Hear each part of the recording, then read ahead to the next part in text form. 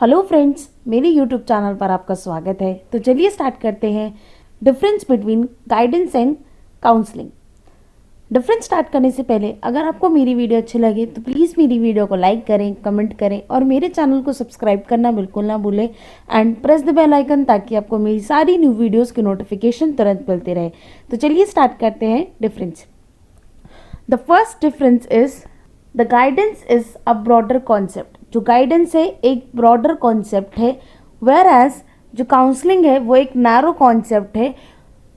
It is a technique of providing guidance. जो counselling है वो एक नैरो कॉन्सेप्ट है और ये एक टेक्निक है जो प्रोवाइड करती है guidance. Second point is guidance uses display materials और ऑडियो विजुअल एड्स। देखिए, जो गाइडेंस है उसमें गाइडेंस वर्कर है वो डिस्प्ले मटेरियल्स या ऑडियो विजुअल एड्स भी यूज कर सकता है। Whereas in counselling it does not use these, it uses interview techniques. देखिए, काउंसलिंग में जो काउंसलर है वो कोई भी डिस्प्ले मटेरियल या ऑडियो विजुअल्स नहीं यूज़ करता है, वो इंटरव्यू टेक्निक यूज़ करता है, यानी कि वो काउंसली का इंटरव्यू लेता है। Third is guidance can be provided by any individual who has some knowledge regarding the problem.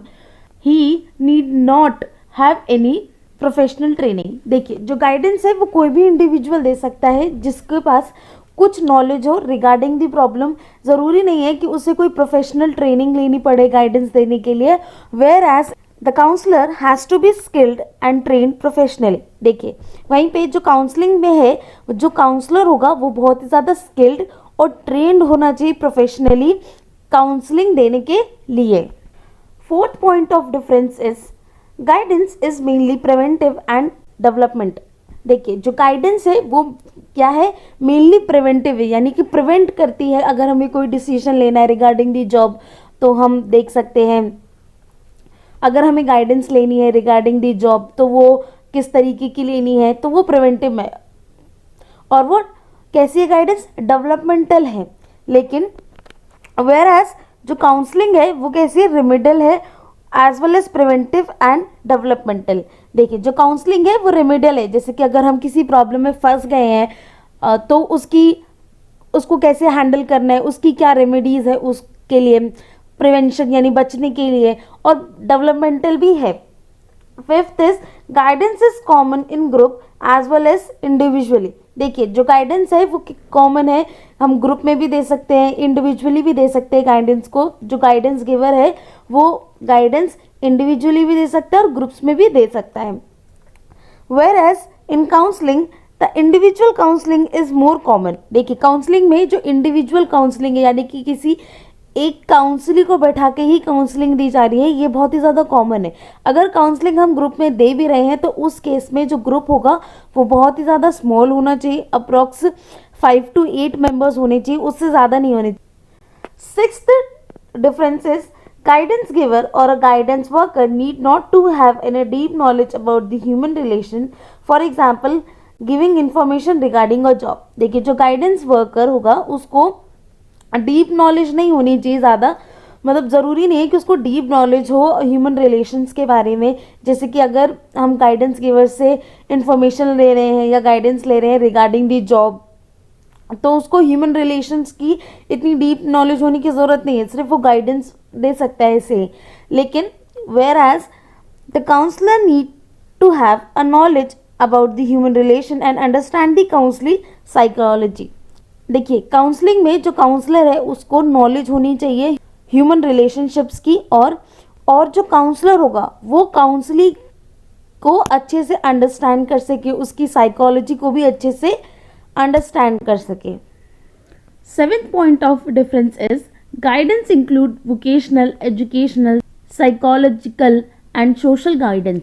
देखिए, जो गाइडेंस है वो वोकेशनल भी हो सकती है, एजुकेशनल हो सकती है, साइकोलॉजिकल हो सकती है और सोशल गाइडेंस भी हो सकती है। वेयर एज जो काउंसलिंग है वो मेनली कंसर्न्ड होती है with the problems of personal psychological nature. देखिए, जो काउंसलिंग होगी वो मेनली कंसर्न होती है कि जो काउंसलिंग की प्रॉब्लम है, पर्सनल प्रॉब्लम है, साइकोलॉजिकल प्रॉब्लम है, उन पर ज़्यादा कंसर्न रखती है। मेंटल हेल्थ और इमोशंस जो है वो मेजर एक्सपेक्ट्स है काउंसलिंग में। 8th is the relationship with the counselling need not to be a close one. देखिए, जो गाइडेंस गिवर है उसकी जो रिलेशनशिप है काउंसलिंग के साथ वो इतनी ज़्यादा क्लोज होने की भी ज़रूरत नहीं है, लेकिन वेयर एज काउंसलिंग में जो क्लोजनेस होगी वो नेसेसरी होनी चाहिए, as only then the client will diverge the personal details regarding himself. देखिए, जो काउंसली और काउंसलर के बीच में जो क्लोजनेस है वो ज़रूरी होनी चाहिए, तभी जो काउंसलर है वो बातें निकलवा पाएगा और जो काउंसली है वो अपनी पर्सनल डिटेल बता पाएगा काउंसलर को। 9th is secrecy and confidentiality is not always required. देखिए, गाइडेंस में जो सीक्रेसी है या कॉन्फिडेंशियलिटी जो है उसकी ज़रूरत नहीं है, लेकिन जो काउंसलिंग है उसमें सीक्रेसी और कॉन्फिडेंशियलिटी जो है वो बहुत ही ज़्यादा सब्जेक्ट मैटर है सेशन का, और ये बहुत होना ज़रूरी है कि अगर कोई काउंसली आ रहा है आपके पास, काउंसलर उसकी इन्फॉर्मेशन लीक ना कर दे, उसकी जो प्रॉब्लम्स है उसको सीक्रेसी में रखना चाहिए। ये बहुत ही ज़्यादा इम्पॉर्टेंट मैटर है काउंसलिंग का।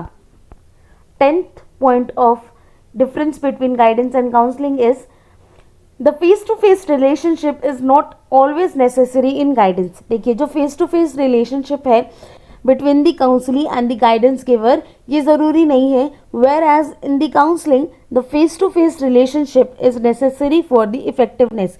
देखिए, वहीं पे जो काउंसलिंग में जो काउंसलर और काउंसली के बीच में जो रिलेशनशिप है, फेस टू फेस रिलेशनशिप होना ज़रूरी है ताकि जो काउंसलिंग है वो ज़्यादा इफेक्टिव हो सके। 11th is continuous contact with guidance giver may not be required. देखिए, कॉन्टिन्यूस कॉन्टैक्ट गाइडेंस गिवर या गाइडेंस वर्कर के साथ काउंसलिंग का ज़रूरी नहीं है, इतना ज़रूरी नहीं है।